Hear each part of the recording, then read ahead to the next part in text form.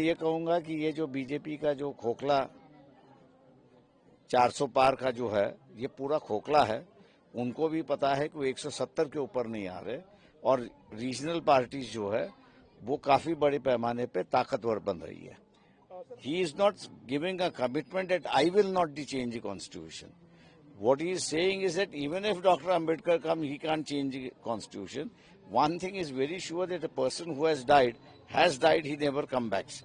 तो इसलिए वो जो गांव के है, मैं शपथ पूर्वक कहता हूं कि भैया इसकी शपथ ले रहा हूं कि मैंने झूठ नहीं कहा है, वो तरीका जो है मोदी अपना रहा है।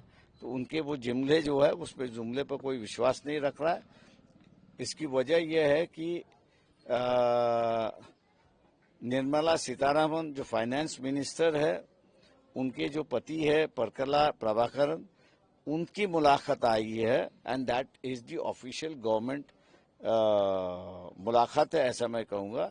और उसी ने ही मोदी के और सरकार पे आरोप लगा है कि अगर दोबारा मोदी अगर चुन के आते हैं बिटवीन 24 एंड 29, तो he will not only change the constitution but he will change the map of India which you will not recognize.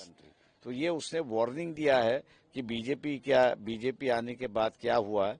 मैं समझता हूं कि जो परसेंटेज वोटिंग का डाउन हो रहा है, that is because of that press conference, his video message, कि जहां पर लोग ये अब डरने लगे हैं कि सरकार का व्यक्ति अगर ये भाषा बोल रहा है तो इसमें कोई तथ्य होगा।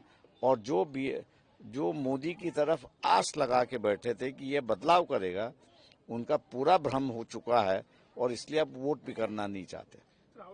उसको दुर्भाग्य कहूंगा कि प्राइम मिनिस्टर बना दिया है और इसलिए अब जब कुर्सी हिल रही है तो वो दूसरे प्राइम मिनिस्टर का स्टेटमेंट तोड़ मड़ोड़ के लोगों को पेश कर रहा है कि मनमोहन सिंह कह रहे थे कि भैया यहाँ की संपत्ति जो है वो मुसलमानों को दी जाए। उसने पहला अधिकार कहा, देने की बात नहीं कही। इस देश के संपत्ति पर अगर किसका पहला अधिकार होगा तो महिलाओं का होगा, आदिवासियों का होगा, शेड्यूल कास्ट का होगा, ओबीसी का होगा, गरीब लोगों का होगा और फिर उसने मुसलमान कहा है। तो ये जो प्राइम मिनिस्टर जो है झूठा तो है, जुमलेबाजी तो है और फरेब है, ऐसा मैं कहूंगा। Thank you. Last question. So, voting percentage is going down. How do you see that voting percentage? See, question is comparatively from the previous elections. Question is जो आस लगा के बैठे थे, मतलब those who believed that Modi will bring a change, and therefore they voted for him in large numbers. Today they feel that Modi has let them down, and therefore the percentage has gone down.